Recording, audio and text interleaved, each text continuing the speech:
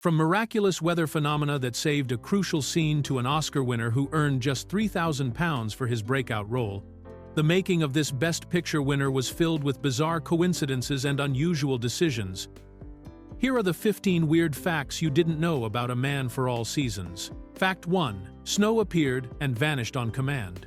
When director Fred Zinnemann was preparing to film a crucial winter scene for A Man for All Seasons in 1966, he faced the typical challenge that filmmakers encounter when they need snow, but nature doesn't cooperate. Like any professional production, Zinnemann had arranged for 2 large trucks filled with artificial snow made from styrofoam to be delivered to the filming location, ready to create the perfect winter atmosphere for the scene. The trucks arrived the night before filming was scheduled to begin, and everything seemed set for a standard day of movie-making magic using fake snow. However, something extraordinary happened that night that left the entire cast and crew amazed.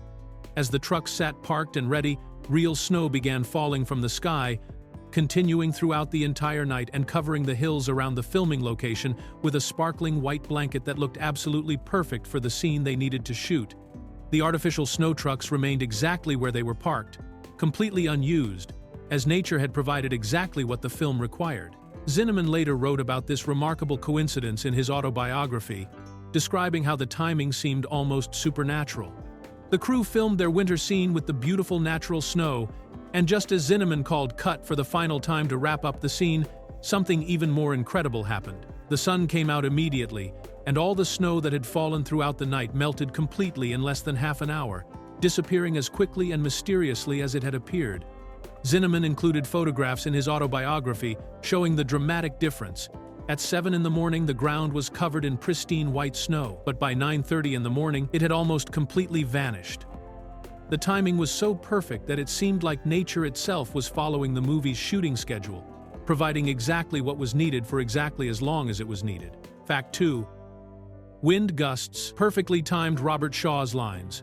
During the filming of one of the most important scenes in A Man for All Seasons, something happened that amazed everyone on set and created a perfect example of nature providing exactly the right dramatic effect at exactly the right moment.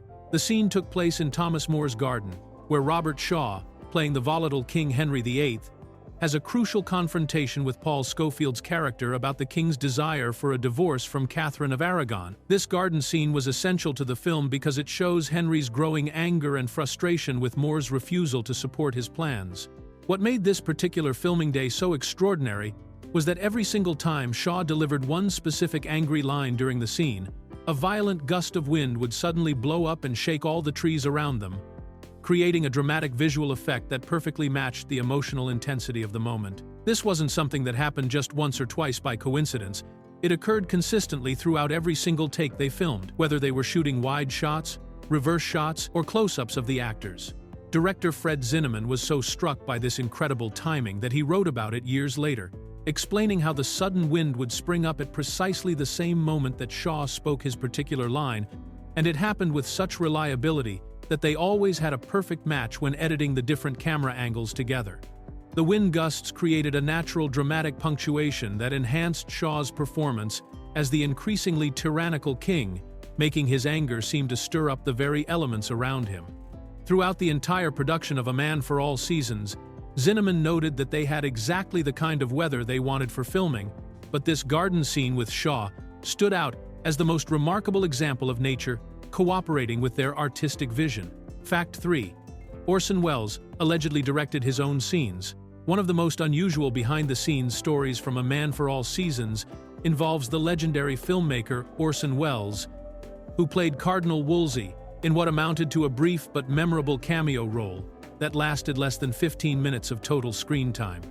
Welles was already a massive figure in Hollywood by 1966, having directed and starred in Citizen Kane, widely considered one of the greatest films ever made, so his presence on any film set came with a certain level of expectation and creative authority that most actors simply didn't possess. According to Welles himself, something extraordinary happened during the filming of his scenes as the powerful and corrupt Cardinal Wolsey, the character who serves as Henry VIII's chief minister before falling from grace.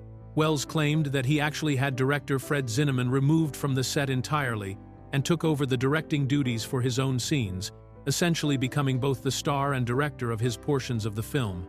This would have been an unprecedented move that demonstrated Wells's enormous confidence and his reputation as someone who was used to being in complete creative control of his projects. What makes this story particularly interesting is that Wells was known throughout his career for taking creative liberties and often clashing with studios and other directors over artistic control, so this account fits perfectly with his established personality and working methods. Director Fred Zinnemann, who won an Academy Award for directing A Man for All Seasons, was typically very diplomatic in his own accounts of working with various actors, but the fact that Wells himself told this story suggests that there may have been some tension or at least a negotiation about how his scenes would be handled. Whether this actually happened exactly as Wells described it, or was somewhat exaggerated in the telling, it reflects the kind of larger-than-life presence that Wells brought to every project he worked on. Fact 4. John Hurt earned only £3,000 for his star-making role. When John Hurt was cast as the scheming Richard Rich in A Man for All Seasons, he was still a relatively unknown actor who had recently graduated from the Royal Academy of Dramatic Art and was just beginning to make his mark in the theater world. Director Fred Zinnemann spotted Hurt's potential after seeing him deliver a strong performance in a stage production called Little Malcolm and His Struggle Against the Eunuchs, which convinced the director that this young actor had the talent and screen presence needed to portray the complex character of Rich, a man who starts as Thomas More's friend but eventually betrays him for personal gain.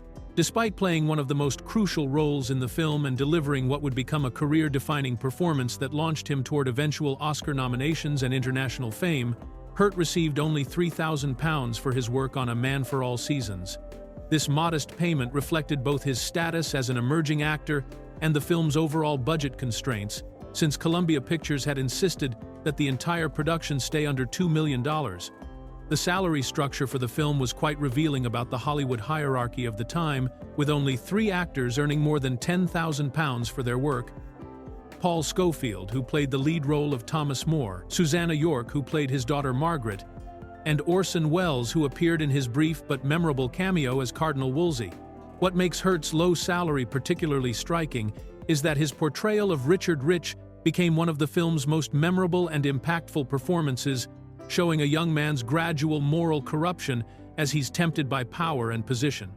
The role required Hurt to convincingly transform from a likable, ambitious young person into someone willing to commit perjury and betray his former mentor, and his nuanced performance in these scenes helped establish him as a serious dramatic actor who would go on to receive Academy Award nominations for Midnight Express and The Elephant Man. Fact 5. 5 characters named Thomas caused script confusion. When playwright Robert Bolt was adapting his successful stage play A Man for All Seasons into a screenplay for the 1966 film, he encountered an unusual problem that most screenwriters never have to deal with: too many characters sharing the same first name. The historical period that the story covers, focusing on the final years of Thomas More's life during the reign of King Henry VIII, happened to include 5 major political and religious figures who were all named Thomas, creating a potential nightmare for audiences trying to follow the complex political maneuvering and personal relationships depicted in the film. The 5 Thomas characters were Thomas More himself, the main character and Lord Chancellor of England; Thomas Cardinal Wolsey, Henry's powerful chief minister, who falls from grace early in the story; Thomas Cromwell, the ambitious lawyer who becomes Henry's new right-hand man and More's primary antagonist; Thomas Cranmer, the Archbishop of Canterbury who supports Henry's break with Rome; and Thomas Howard, who is known throughout the film by his title as the Duke of Norfolk and serves as More's friend, who eventually abandons him. Having 5 characters with the same first name appearing in scenes together and being discussed by other characters would have made it nearly impossible for viewers to keep track of who was who, especially since many audience members would not have been familiar with the complex political history of Tudor England. Bolt solved this problem by making a simple but effective decision. Throughout the entire screenplay, only the main character Thomas More is ever referred to by his first name Thomas, while all the other Thomas characters are consistently called by their last names or titles. So audiences hear characters speaking about Wolsey, Cromwell, Cranmer, and Norfolk, but never about Thomas Wolsey or Thomas Cromwell, which keeps the dialogue clear and prevents confusion. This careful attention to clarity helped ensure that viewers could focus on the story's themes about conscience and integrity, rather than getting lost trying to figure out which Thomas was being discussed in any given scene. Fact 6. Vanessa Redgrave worked for free and refused billing. Vanessa Redgrave's involvement in A Man for All Seasons represents one of the most unusual casting arrangements in film history, where a major actress chose to appear in a movie purely for the artistic experience rather than for any professional or financial gain. Redgrave was originally supposed to play a much larger role as Margaret Moore, Thomas More's beloved daughter, but she had to withdraw from that part due to a previous theater commitment that conflicted with the filming schedule. However, instead of walking away from the project entirely, she approached director Fred Zinnemann with an unexpected proposal that would allow her to still be part of the film in a much smaller capacity. She offered to appear in a brief cameo role as Anne Boleyn, the woman King Henry VIII wanted to marry, and who was at the center of the political and religious upheaval that drives the film's plot.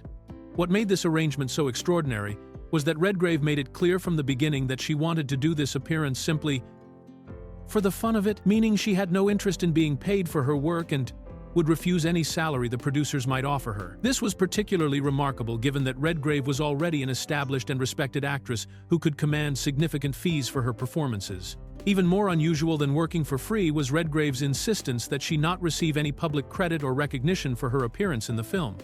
She specifically demanded that her name not appear anywhere in the credits, whether in the opening titles, closing credits, or any promotional materials, and she also required that the studio not mention her participation in any previews, advertisements, or publicity campaigns for the movie.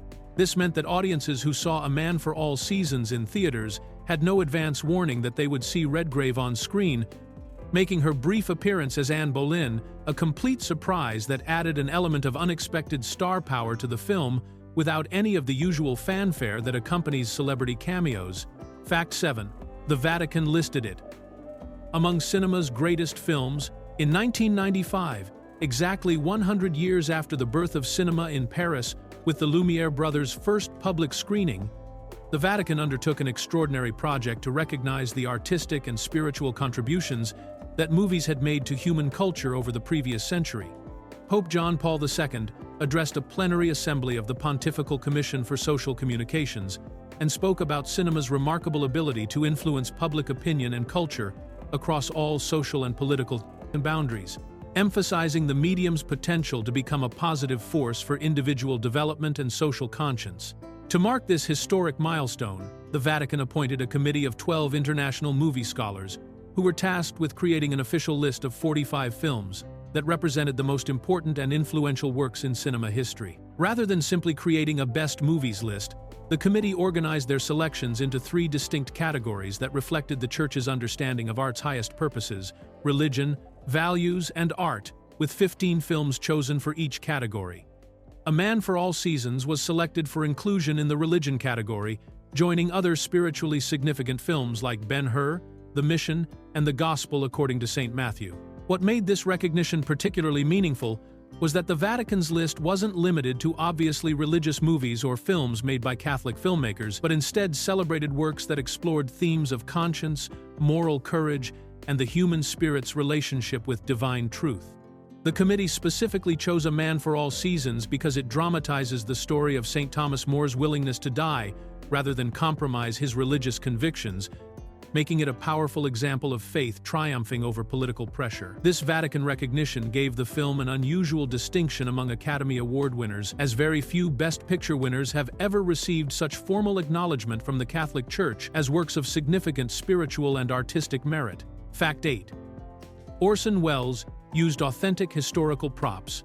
Orson Welles brought an extraordinary level of historical authenticity to his portrayal of Cardinal Wolsey in A Man for All Seasons, going far beyond what most actors would consider necessary for a relatively brief screen appearance that lasted only about 15 minutes of the film's total runtime. Welles was known throughout his career for his meticulous attention to detail and his desire to create completely believable characters. But his preparation for playing the powerful and corrupt 16th-century cardinal took this dedication to an entirely new level that impressed even the seasoned crew members who had worked on many period films. Rather than using the typical movie props that would have been perfectly adequate for filming, Wells insisted on carrying an exact duplicate of Cardinal Wolsey's actual official seal, the same symbol of authority that the real Wolsey would have used when conducting official business for King Henry VIII. He also used authentic sheepskin parchment from the 16th century instead of modern paper, along with a genuine quill pen, of the type that would have been used during Wolsey's lifetime, creating a level of historical accuracy that most viewers would never notice, but that helped Wells feel completely connected to the character he was portraying. Perhaps the most unusual detail of Wells's preparation was his use of eye drops to make his eyes appear red and irritated. Because historical accounts described Cardinal Wolsey as having chronically red eyes, possibly due to illness or the strain of his demanding political responsibilities. This meant that Wells was willing to undergo physical discomfort during filming just to match a minor physical characteristic that most people wouldn't even know about from historical records.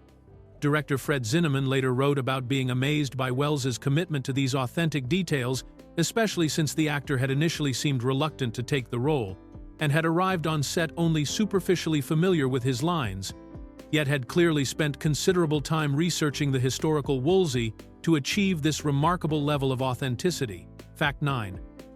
Robert Bolt wrote the screenplay in just 5 weeks. When director Fred Zinnemann decided he wanted to adapt the successful stage play A Man for All Seasons for the big screen, he made a phone call to producer Mike Frankovich to ask if he had seen the play and whether he might be interested in directing a film version. After Zinnemann enthusiastically said yes to both questions, he immediately contacted Robert Bolt, the playwright who had created the original work, to discuss the possibility of turning the theatrical production into a movie that could reach a much wider audience than the stage version ever could.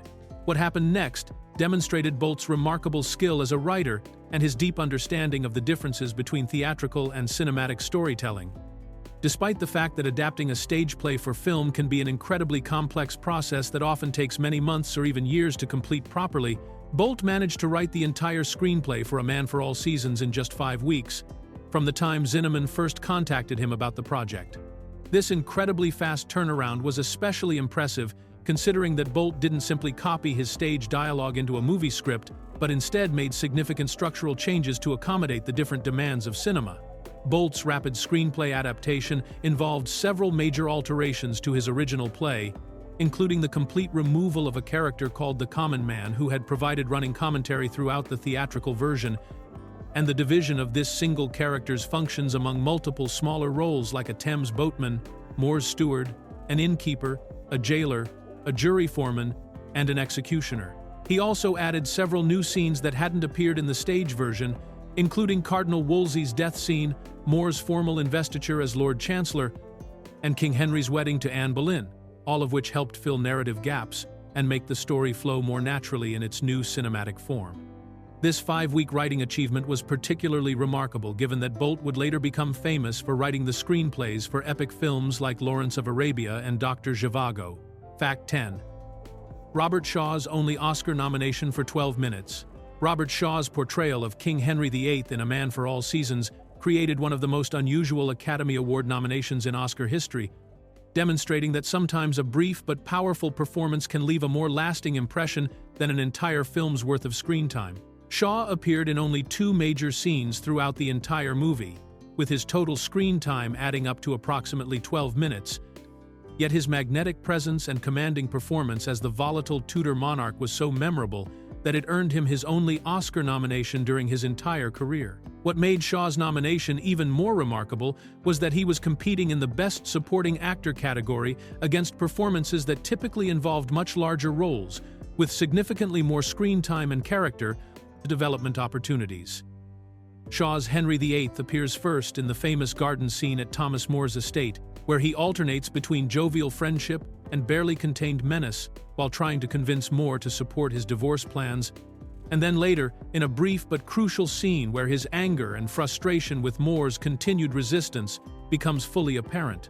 Shaw's ability to create such a vivid and unforgettable character in such limited screen time speaks to his exceptional talent as an actor and his understanding of how to make every moment count when the camera was rolling. His Henry is simultaneously charming and terrifying, showing audiences a king who could be your best friend one moment and order your execution the next, which perfectly captured the historical Henry's reputation as an intelligent but dangerously unpredictable ruler. The performance was so effective that many viewers remember Shaw's scenes as being much longer than they actually were, and his portrayal of Henry looms over the entire film even when he's not on screen. This 12-minute Oscar nomination would prove to be Shaw's sole recognition from the Academy, despite his later memorable roles in films like The Sting and Jaws, making his brief but brilliant turn as Henry VIII all the more significant in his career. Fact 11. Alice More wasn't Margaret's biological mother.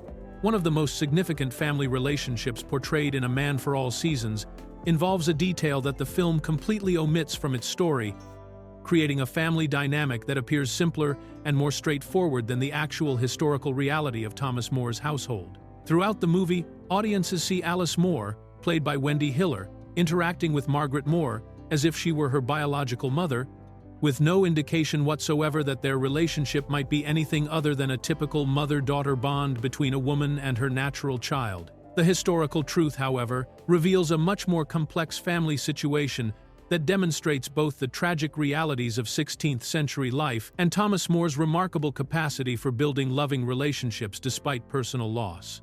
Alice More was actually Thomas More's second wife, and Margaret was not her biological daughter but rather her stepdaughter. More's first wife was a woman named Jane Colt, and it was Jane who gave birth to Margaret and 3 other children. Tragically, Jane died during childbirth when Margaret was born, leaving Thomas More a widower with 4 young children to raise. More remarried almost immediately after Jane's death, choosing Alice as his second wife, and she took on the responsibility of raising Margaret and her siblings as if they were her own biological children. Alice herself was a widow when she married More, so she brought her own experience of loss and family rebuilding to their new household. The film's decision to omit this backstory was likely made to avoid unnecessarily complicating the family relationships and to keep the focus on the central conflict between More and King Henry VIII. But it also means that viewers miss seeing one of the most admirable aspects of the historical Alice More's character, her willingness to step into the role of mother to children who had lost their biological mother and to love them as completely as if she had given birth to them herself. Fact 12. Hampton Court Palace was actually a studio set. Despite what many viewers assume when watching A Man for All Seasons, none of the impressive palace scenes that appear throughout the film were actually shot at the real Hampton Court Palace, even though this famous Tudor palace would have been the perfect historical location for a story about Thomas More and King Henry VIII. The palace that audiences see on screen, with its grand halls, ornate chambers, and authentic-looking Tudor architecture, was entirely constructed as an elaborate studio set at Shepperton Studios in Surrey, England, demonstrating the remarkable skill of the film's production design team in creating convincing historical environments. This decision to build replica palace interiors, rather than filming at the actual Hampton Court Palace, was likely made for both practical and financial reasons, since shooting at a real historical location would have involved significant logistical challenges, higher costs, and restrictions on what the film crew could do with lighting, camera equipment, and the movement of cast and crew members. The real Hampton Court Palace, located on the River Thames at East Molesey in southwest London, was indeed built in 1514 for Cardinal Thomas Wolsey, the same character that Orson Welles portrays in the film. And it later became one of King Henry VIII's favorite residences after he seized it from Wolsey when the cardinal fell from royal favor. What makes the studio recreation so impressive is how completely it fooled audiences and even some film scholars who have sometimes mistakenly written that the movie was filmed at the actual palace, demonstrating just how authentic and convincing the Shepperton Studios sets appeared on screen. The production design team, led by John Box, who won an Academy Award for his work on the film, created palace interiors that captured not only the visual appearance of Tudor architecture, but also the atmosphere and grandeur that would have characterized the real Henry VIII's court, proving that sometimes carefully constructed movie sets can be more cinematically effective than filming at actual historical locations. Fact 13.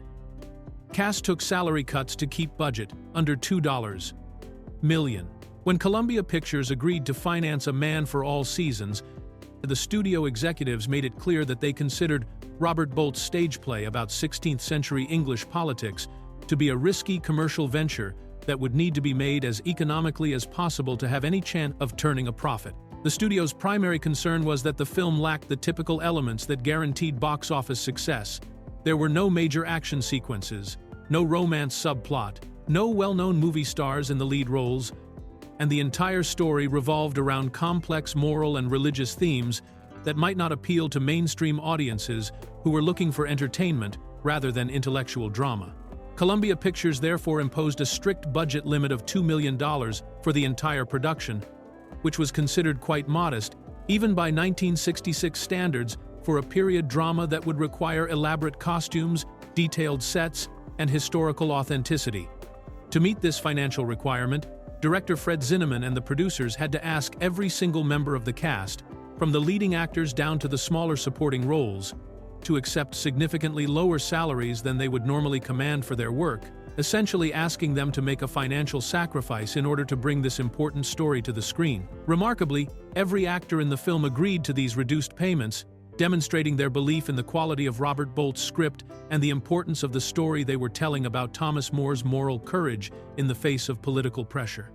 The salary structure that resulted from these across-the-board cuts created an unusual situation where only 3 actors in the entire production, Paul Scofield as Thomas More, Susanna York as his daughter Margaret, and Orson Welles in his brief role as Cardinal Wolsey, received more than £10,000 for their work. This collective willingness to work for less money than usual showed the cast's commitment to the project and helped ensure that the film could be made within Columbia's budget constraints while maintaining the high production values necessary to create a convincing historical drama. Fact 14. 3 A-list actors turned down Thomas More. The casting of Paul Scofield as Thomas More in A Man for All Seasons came about only after a series of rejections and negotiations that revealed the ongoing tension between artistic vision and commercial concerns that often characterizes Hollywood filmmaking.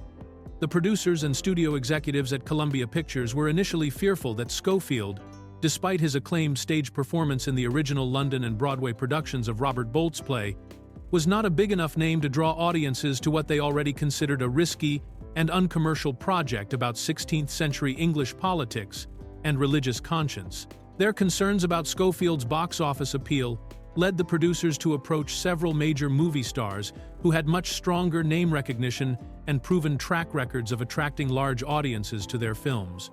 The first actor they contacted was Richard Burton, who was at the height of his fame in the mid-1960s and had recently starred in major Hollywood productions, but Burton declined the opportunity to play Thomas More, leaving the producers to consider other options. They also seriously considered Laurence Olivier, one of the most respected and well-known actors of his generation, who had successfully moved between stage and screen throughout his career and would have brought tremendous prestige to the project. However, director Fred Zinnemann remained absolutely convinced that Paul Scofield was the only actor who should play Thomas More, arguing that Scofield's deep understanding of the character, developed through his stage performances, and his natural ability to convey the intellectual and spiritual complexity of More's personality made him irreplaceable. Zinnemann fought against the studio pressure to cast a bigger name, insisting that the integrity of the film depended on having the right actor in the role rather than simply the most famous one. His persistence ultimately proved to be the right decision, as Scofield's performance won the Academy Award for Best Actor and became widely regarded as one of the finest biographical portrayals in cinema history. Fact 15. The title comes from a 1520 quote. The memorable title, A Man for All Seasons, that Robert Bolt chose for both his stage play and the subsequent film adaptation wasn't something he invented himself, but rather came from a much older source that provides fascinating insight into how Thomas More was viewed by the people who actually knew him during his lifetime. Bolt discovered this perfect phrase in the writings of Robert Whittington, a scholar and contemporary of Thomas More who lived and worked in England during the early 1500s, when More was at the height of his career as a lawyer, writer, and eventually Lord Chancellor under King Henry VIII. In 1520, 15 years before More's execution, and during a period when More was widely respected as one of England's most brilliant and accomplished men, Whittington wrote a description of More's character that captured both his intellectual abilities and his remarkable personality. Whittington's original quote described More as a man of an angel's wit and singular learning, and noted that, I know not his fellow, meaning he had never encountered anyone quite like Moore in terms of his combination of intelligence and character. The specific phrase that Bolt borrowed for his title came from Whittington's further description of Moore's personality, where he wrote that Moore possessed marvelous mirth and pastimes, and sometime of as sad gravity, a man for all seasons. This description perfectly captured what Whittington saw as Moore's ability to be equally comfortable in different situations and with different types of people, showing joy and humor when appropriate, but also displaying serious wisdom and dignity when circumstances required it. Bolt recognized that this centuries-old phrase perfectly encapsulated his own understanding of Moore's character as someone who remained true to his principles, regardless of changing political pressures or personal dangers. The title therefore connects Bolt's 20th-century dramatic interpretation directly to how Moore was actually perceived by someone who knew him personally, creating a bridge between the historical Thomas Moore and the theatrical character that has introduced his story to millions of modern audiences.